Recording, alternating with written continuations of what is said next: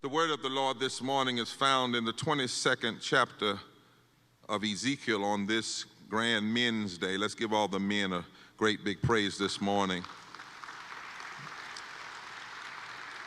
I want to read it in the Message Bible. God's message came to me and said, "Son of man, are you going to judge this bloody city or not? Come now, are you going to judge her? Do it. Face her with all her outrageous obscenities.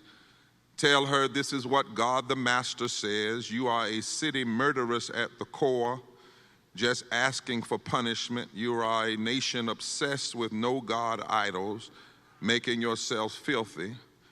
In all of your killing, you've piled up guilt. In all your idol making, you've become filthy.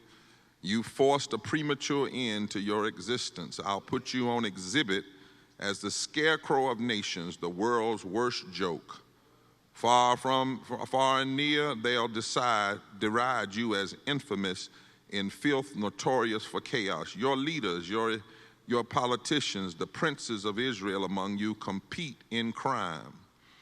You are a community that's insolent to the parents, abusive to the immigrants, oppressive against children and women. You treat my holy things with contempt and desecrate my Sabbath. You have people spreading lies and murdering, flocking to the hills, to the sex shrines, and fornicating unrestrained. Men force themselves on women, regardless of whether they are ready or willing. Sex for some is a form of anarchy, and anyone is fair game. Neighbor, daughter-in-law, sister, murder is for hire. Usury is rampant. Extortion is commonplace. Now look, I have clapped my hands, calling everyone's attention to your greed and your bloody brutalities. Can you stick with it? Will you be able to keep at this once I start dealing with you? I, God, have spoken. I'll put an end to this. I'll throw you to the four winds. I'll scatter you all over the world. I'll put a full stop to your filthy living. You will be defiled, spattered with your own mud in the eyes of the nations, and then you'll recognize that I am God in the midst of the chaos." Verse 29, your priests, your preachers, violate my law and desecrate my holy things. They can't tell the difference between the sacred and the secular. They tell people there's no difference between right and wrong. They're contemptuous of my holy Sabbath, profaning me by trying to pull me down to their level. Your politicians are like wolves, rabies-infested wolves, prowling and killing, taking whatever they want. And then your preachers cover up for the politicians by pretending. I don't know why y'all hollering. I'm reading, this is 2,000 years ago, y'all.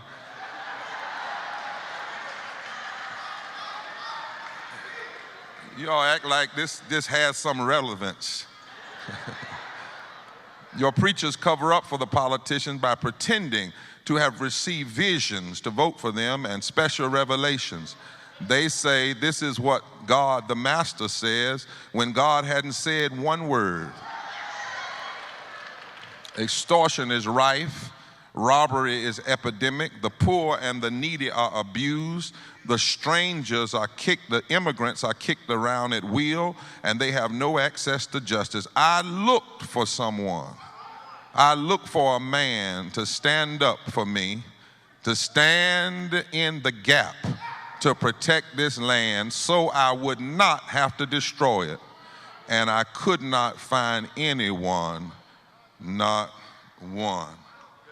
I want to suggest this morning with the same message is coming to us. Son of man, now is the time to stand up and speak up. If you're around another brother, just touch him and say, son of man, now is the time to stand up and speak up. The book of Ezekiel is the third of the major prophets, Isaiah and Jeremiah. The name Ezekiel literally means strength. El means God, Elohim, God's strength. And Walter Brueggemann gives one of the best overviews of the text and the historical analysis. he says that you must look at what is going on to understand this text. You must look at the Sitzenleben, as the Germans say, the setting of the text. What is the setting? The government in ancient Jerusalem was busy doing what failing governments do, deploying ambassadors, deploying new weapon systems, designing new technologies, dealing with cost overruns, cutting taxes for the wealthy, raising taxes on the poor, holding press conferences, lying to the masses is what one songwriter said they were doing. That's what failing governments do. The government was busy pursuing the things that they thought would fool the people and bring security, or at least the impression of security. They said, we're going to have security, we're going to have power, we're going to have money, we're going to have technology. But Ezekiel said the more they worked on security and defense, the more precarious public life became. Ezekiel says, instead of being honest and truly looking at the nation's moral failing, the government would have press conferences to give the impression that everything was all right in order to take the people's mind off the inner moral failure. The government even began to play war games and make everybody in the nation think that their enemies were from the outside when the real enemy was on the inside. They waved their flags, but used the flag to cover up injustice. They reiterated slogans, he says. They refused to deal with the real struggles of the least of these. And Jerusalem and Israel was staggering toward death. It was opening itself to being invaded by another empire because the nation was spending its life in self-deception, which always leads to self-destruction. Because in spite of all the technology, all the power, and all the money, none of it could ultimately bring safety and peace until the least of these were treated right. Most people in Jerusalem had not even noticed what was going on. But the prophets did, like Jeremiah, the crying prophet. He even said, oh, that my head was a fountain of water, that I might cry on behalf of Jerusalem. And then there's this guy named Ezekiel. You know, he was strange, Francis. He was accustomed to fantasies and hallucinations. He would see things like a wheel in the middle of a wheel. He would see strange things, and he would eat strange meals cooked on top of dung. But he had the presence and the power of God with him. And he called the government into question, but they called him a crank. They called him an anarchist. They called him a liberal. They called him a troublemaker. They called him an outsider. But the Bible calls these strange fellows prophets, neobeams, those who dared to engage in the dangerous duty of truth-telling. And they were often hostile and abrasive to the government. And they knew how to curse. Now, I don't mean simply use profanity, but one of my professors at Duke said the problem is we turn cursing over to the rappers when cursing really should only be in the hands of the prophets. Because the prophet knows what's cursed and what's blessed, which is different from profanity. Here we are, and the prophet is here. His name is Ezekiel. And Ezekiel wasn't against technology. He wasn't even against national defense. He wasn't even against the nation being strong. But God told him to be against any system that tries to build its strength while it denies the hurt and the pain of the least of these. Ezekiel knew, like Walter Wink, Dr. Warnack, that when powers are committed to oppression and violence, when power undermines security and peace, when power dismisses nonviolence in the favor of violence, somebody has to name the power. And somebody must seek the redemption of the powers. And Ezekiel knew by the Spirit that you cannot have peace if you lie. You can't have it as individuals, and you can't have it as a nation. You cannot have well-being if you don't speak truth to one another and truth to power. You can have all the missiles in the world, but if you do not have a life of mercy, you will never be secure. And so the central issue of the book of Ezekiel is, how does a nation survive? And here in the 22nd chapter of Ezekiel, There's already been a warning in the 18th chapter. God gave instructions to Ezekiel as his man to stand up even if they do not listen. Jerusalem is the setting as the prophet looks at the political, the economic, and the religious factors that led and was leading to their destruction. Now, according to Robert Linthicum, the purpose of the political system is to establish the politics of justice, and the purpose of the religious system is to establish the obedience to God. The economic system is called to maintain an economics of stewardship and generosity. The religious system is primarily responsible to bring the people into a relationship with God and to ground the political and economic systems in God.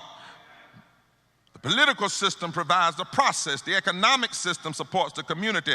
But when the religious system gets out of order, everything else is up for grabs. And so in Ezekiel 22, the prophet now shows these exiled Jews why they are in trouble. What has caused the fall? He suggests you've become dross. He says further in the text, you've used your power to shed blood.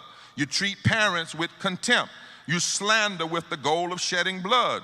You abuse people sexually. You charge interest and make a profit on the poor. You extort unjust gain. You ravage people's lives and take their treasures. You do violence to the law and the holy thing. And your officials have become like wolves tearing their prey for unjust gain.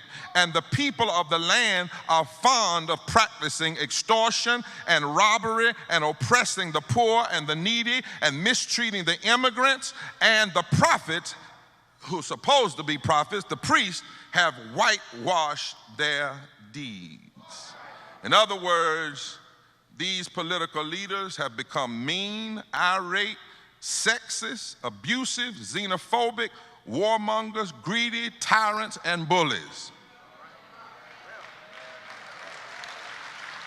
Now, I learned from my grandmama, who never went to Union like Dr. Warnack, or Duke like me, or Princeton, or Morehouse, or NCCU. She said there's a word for what these leaders and these preachers were doing in that day. It's called sin.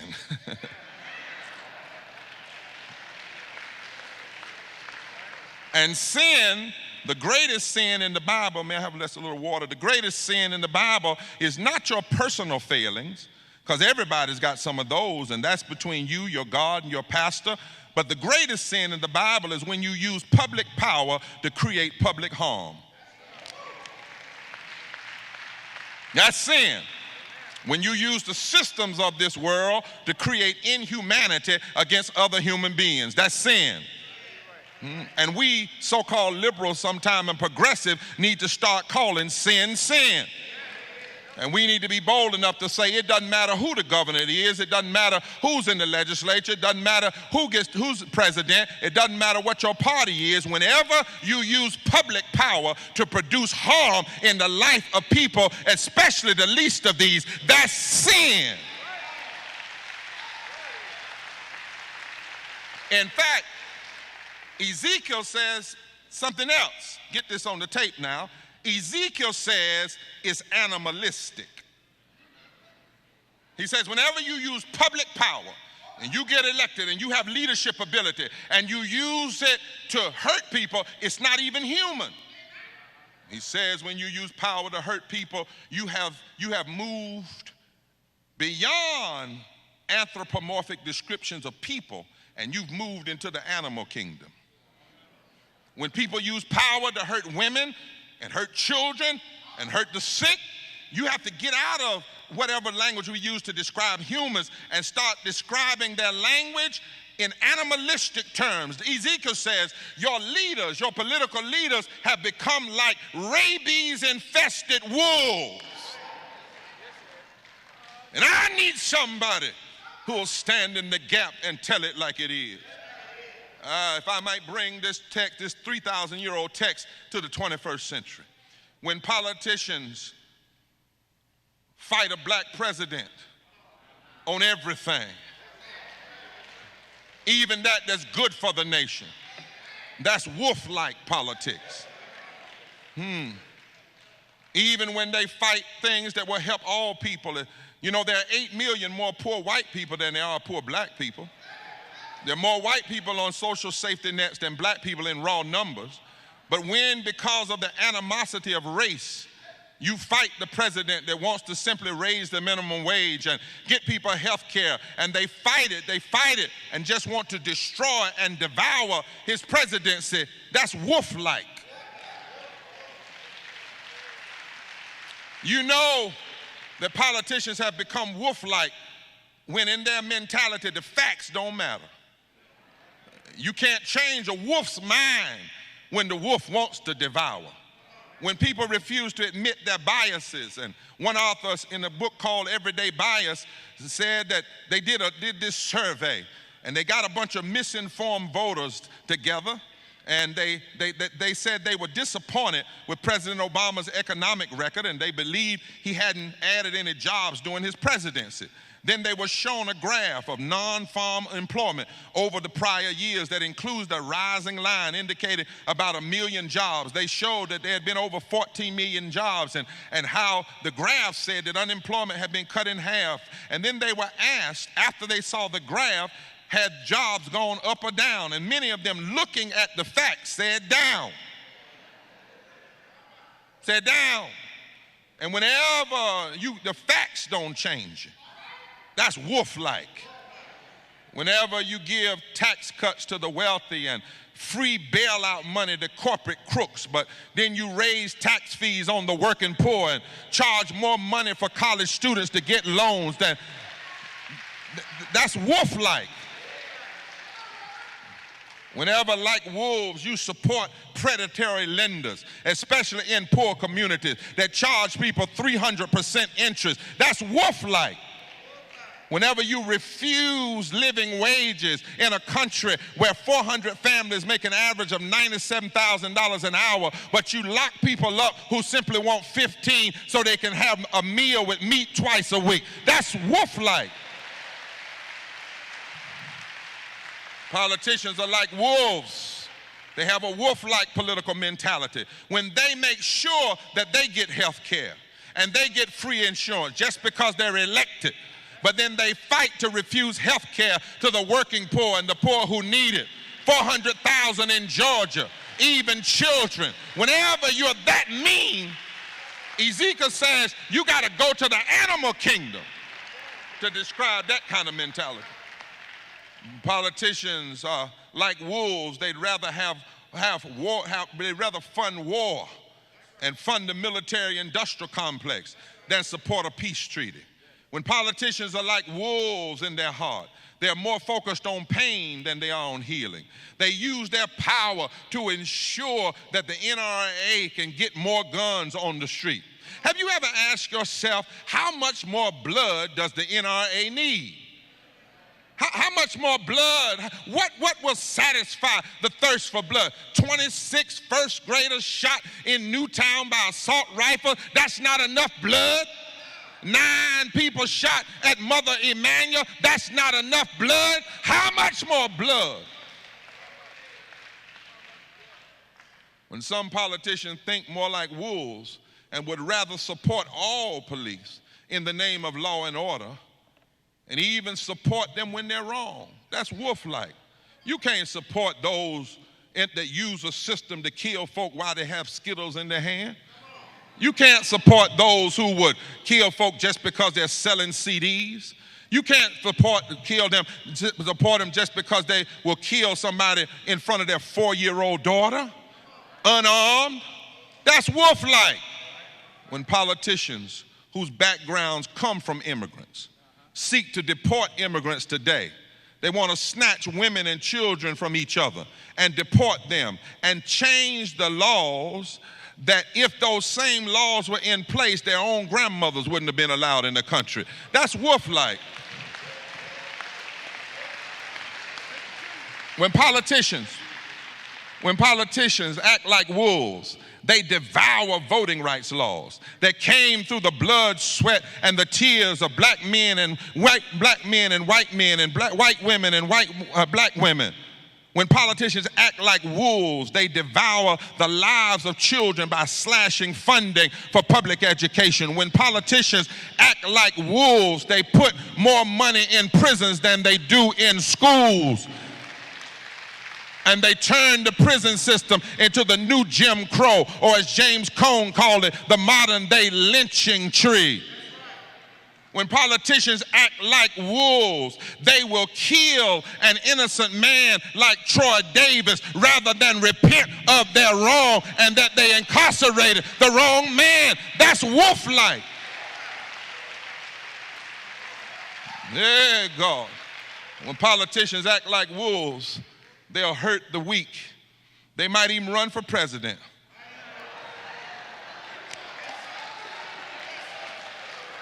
I mean, they might. They might even run, and if they're wolf-like, if they have a political wolf-like philosophy, they'll attack Mexicans, they'll attack the disabled, they'll attack the sick, they'll attack black people, they'll stoke fear, they'll attack their opponents, they'll attack the media, they'll attack women, they'll attack the democratic process, they'll attack voting, because that's all a wolf knows to do.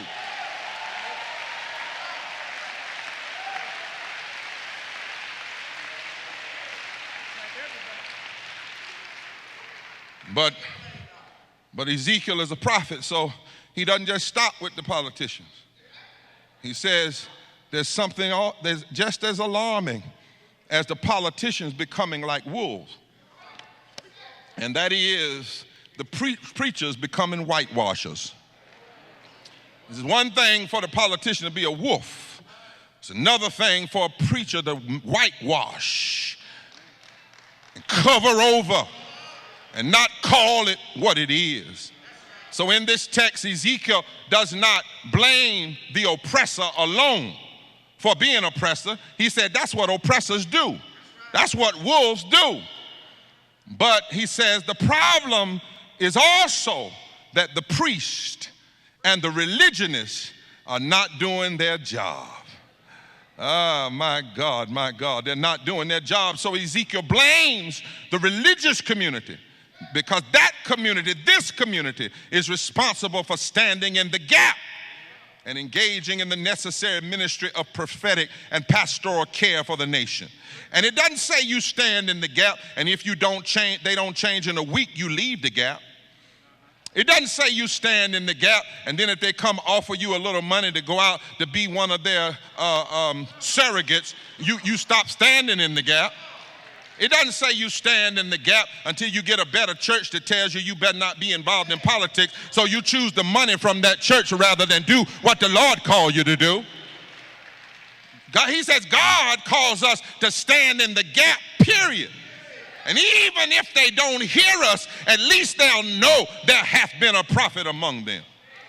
In fact, he told Ezekiel, I'm assigning you to some hard folk. I'm assigning to you to some stiff-necked people. They may not like what you say, but stand there and say it anyway. And one writer says it like this: the only time that the prophets arose in the Bible is when the priests and the kings weren't doing their jobs. And here, the priests did fail. Instead of telling the truth, they distorted it. And they were telling the people, your walls will protect you. Your military will protect you. Yeah, but the Bible says they were helping the people put up walls with untempered mortar. Where are my Masonic brothers? They were putting up walls with untempered mortar, with cement that was not properly mixed, that could be easily torn down because there was too much injustice mixed in with the cement. And the walls, instead of bringing security, would actually end up falling on them. And one commentator says this text in Ezekiel is like today when people call war peace. That's a lie. Or we call self-interest generosity. That's a lie. Or we call greed opportunity. That's a lie. Or we call brutality the national interest. That's a lie. Or we call exploitation the free market and just the way capitalism has to be. All a lie. And Ezekiel says whenever the preachers engage in whitewashing and joining the lies of the politician, we are leading the nation to death. Amen. And that's why as a theological, liberal, liberationist, conservative, evangelical biblicist. I'm deeply disturbed by the hypocrisy of the outrage at a certain presidential candidate's comments on sexual assault. I'm outraged by the hypocrisy of the sudden outrage. Yes, it's outrageous if the allegations are true for anybody to talk that way about another human being, male or female, and certainly females. But the violence on the tape wasn't new. I'm kind of bothered. What's new is that the women he was talking about looks like the wives and the daughters of the white men who rallied behind him in the first place.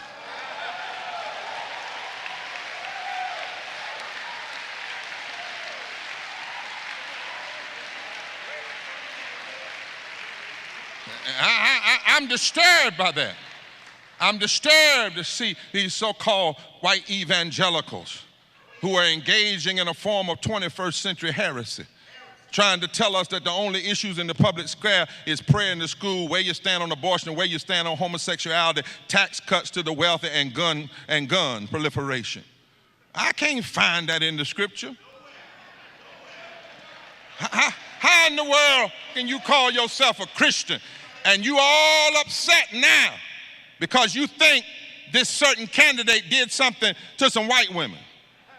Where was your upset when he promised to keep Mexicans out? When the Lord said you're supposed to care for the immigrant? Where was your outrage when he pledged to ban all Muslims? You endorsed him then. Where were you when he supported voter suppression laws and sought to abridge the right to vote? You supported him then. When he announced that he would repeal the Affordable Care Act that would help hurt women and poor men, you endorsed him then. And how can you endorse somebody as a Christian and they don't want to have health care when if Jesus did everything, he set up free health clinics everywhere he went?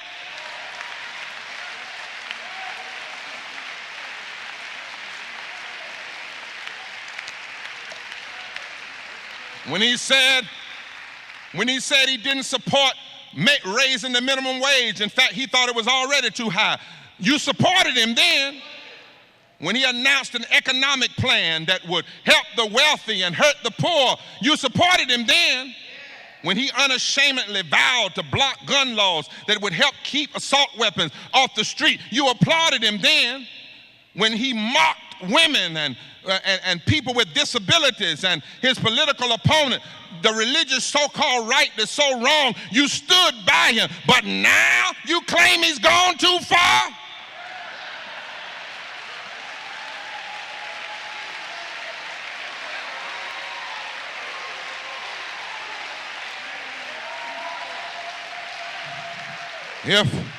If I wasn't in church, I'd say, what in the heaven is going on with you?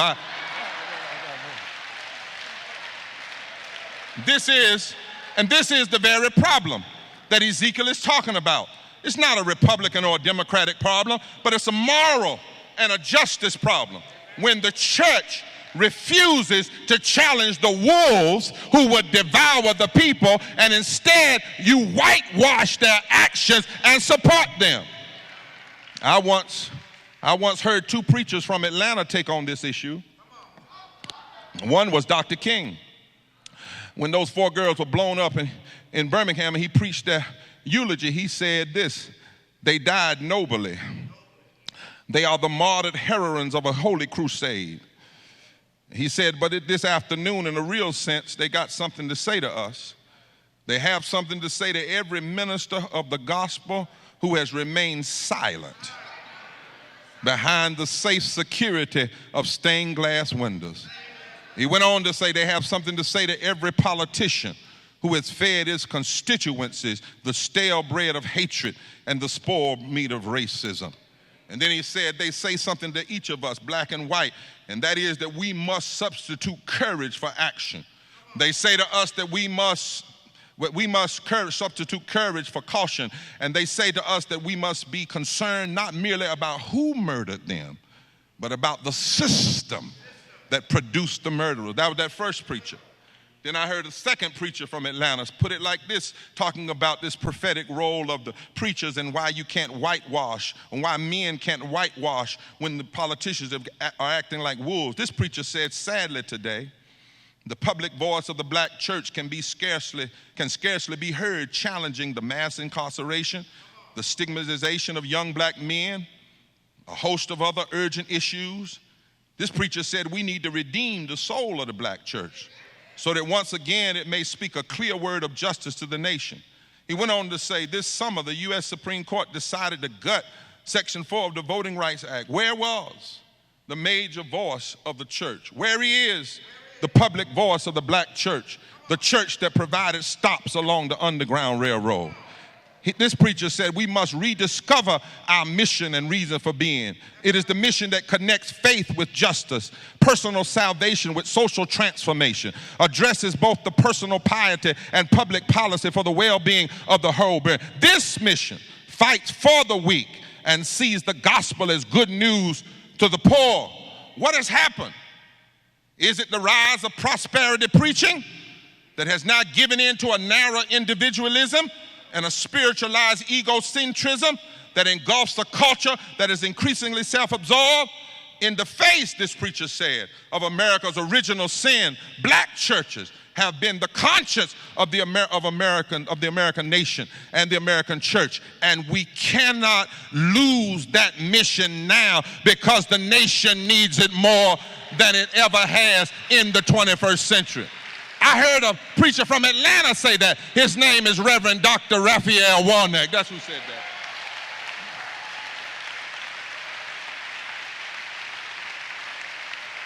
So here, Ezekiel reminds us that we must challenge the wolf-like politicians, and we must challenge the whitewashing preachers, because in every age, God is looking for somebody to stand up and to speak up and to stand in the gap. Whenever there's a gap between justice and injustice, wherever there's a gap between right and wrong, wherever there's a gap between love and hate, wherever there's a gap between mercy and meanness, God needs somebody. And since today is Men Day, God needs some men to stand up and speak up. I heard the psalmist say in Psalm 72, who will stand up for God? I heard Paul say, put on the whole armor. And when you've done all to stand, stand. I heard Ezekiel say, God said, I'm looking for a man. Now the sad thing is, in Ezekiel's day, God said he couldn't find a man. Look at it. God was just looking for a man, just a brother, just an ordinary man who would stand, not because of their title, not because of their profession, but just because they knew what was right and they knew God. Who will stand up in the face of injustice? Who will speak up? Is there a man in the house, Ebenezer? I'm about to go to my seat, but I want you to know I'm glad Michelle Obama stood up. God knows Sister Girl preached, but I want to know, is there a man? Lord have mercy. Is there a man? I know black women are voting at the highest percentage rate of any other group in their country, but is there a man? Are there some men that are going to stand up and speak up? And in order to do this, you got to walk by faith and not by sight. You might get beat on the first attempt, but you stand up anyhow. They might beat you down on the Edmonds Pettis Bridge, but you stand up anyhow. My grandmama said, son, if you're going to preach, make sure you get some staying power. Lord have mercy. And some might say in Ebenezer, why would you come to Atlanta and preach this almost depressing text? God couldn't find a man. What's wrong with you, preacher? We don't do that in the city. Why would you do that? Well, you don't understand prophetic exegesis. this is really not a depressing text. It's a truthful text, but it's not a depressing text, because only the truth can set you free. See, I've lived long enough now to know you can't get to hope without going through despair. You can't get to resurrection without going through Calvary. I wish I had a witness here. So my brother, there's hope in this text. Here's the hope. Listen, and I'm through. It says, I look for a man that would stand in the gap, and I could find no one, not one, that would cause me to save the city. Y'all hear the hope? Sounds terrible, doesn't it? Couldn't find one, but flip it over in your prophetic imagination. The flip side of that is God only needs one. Lord, I wish I had a witness. Because one can chase 1,000. Who can put 10,000 to flight? God said, if I can just get one, I won't destroy the city. So what if God could get two? What if God could get a whole church full at Ebenezer? Lord, what could God do with an army of men if all God needs is one? Touch your neighbor and say, I think I'll let him use me. And I'm telling you, somebody's got to stand in the gap. Somebody's got to know that God's got a promise. God says, if somebody will stand in the gap, I'll show up and I'll shake up. All I need you to do is stand up and speak up. I'll show up and I'll shake up.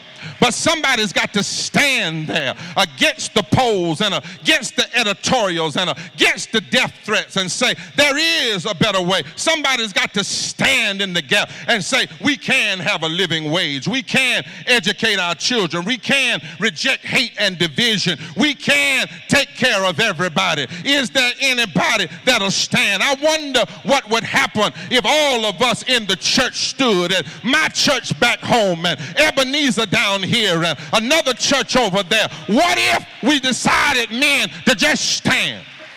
What if we choose to only be loyal to God? Well, I want to try it.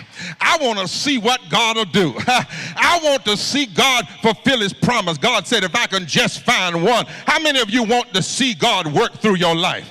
I wish if there was a man in the house, you lift your hand to God and say, God, I'm your man. I want to see God show up, and I want to see God shake things up.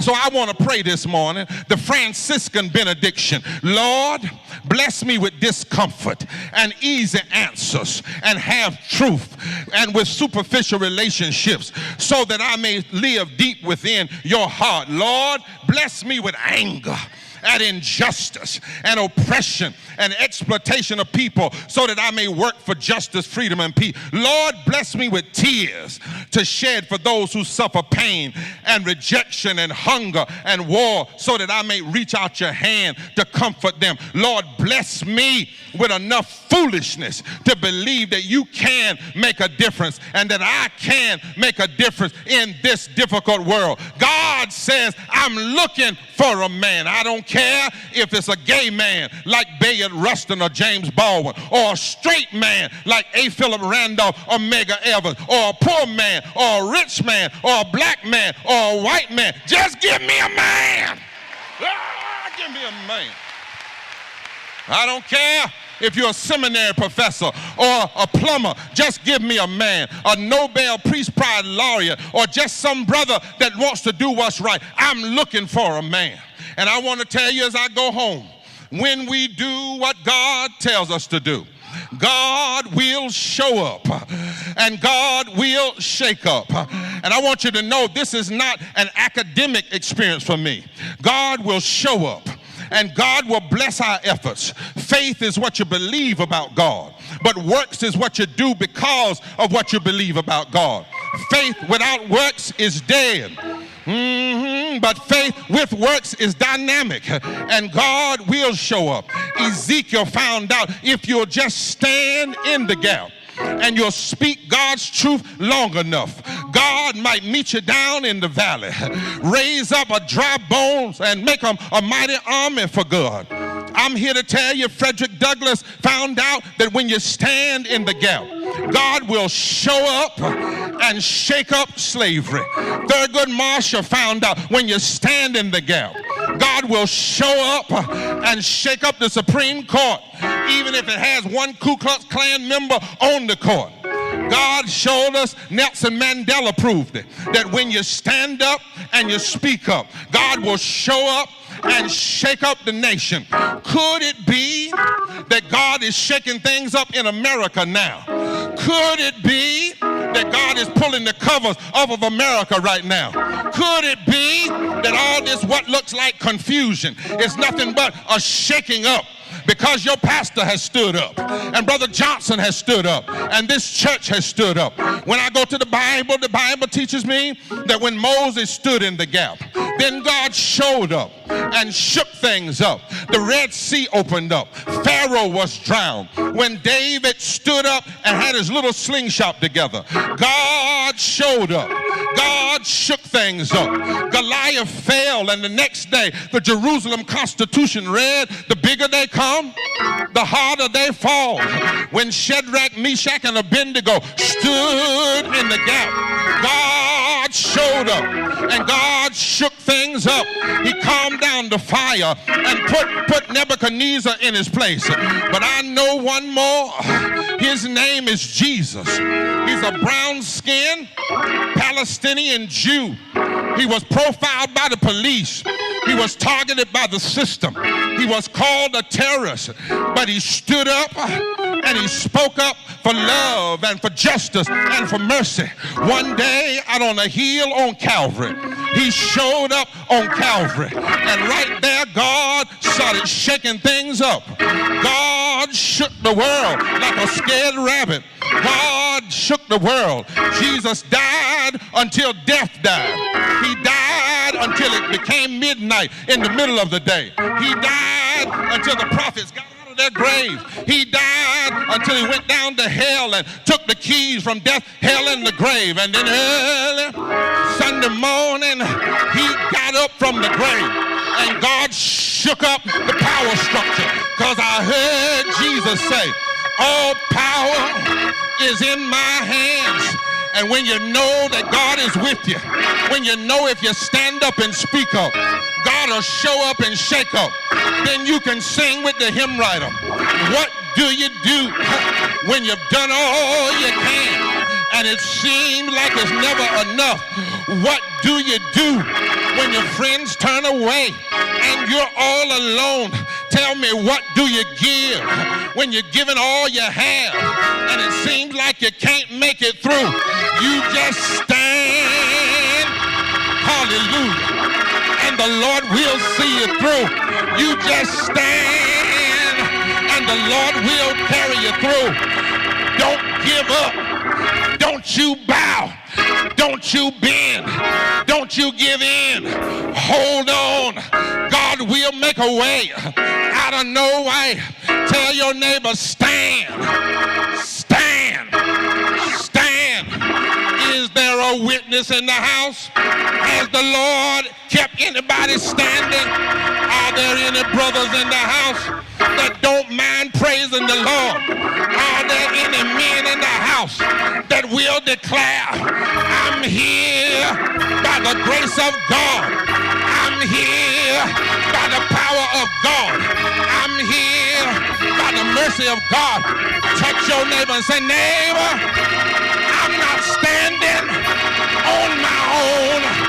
I'm standing on the promises of my God. I'm going to stand because he'll shake it up. I'm going to stand because he'll show up. Turn to your neighbor. Grab him by the hand. Man, brother, get a man's hand. If you're around the brother, grab that brother's hand. If you got to move in the aisle, grab that brother's hand and say, brother, don't you hear the Lord calling? Tell him, say, if there's ever been a time when we need some brothers to stand up and to speak up, God needs it right now. And I believe what the Lord says. If we stand up, if we speak up, he'll shake up America. He'll show up. Do I have a witness? Has he ever done it for you? Say yeah.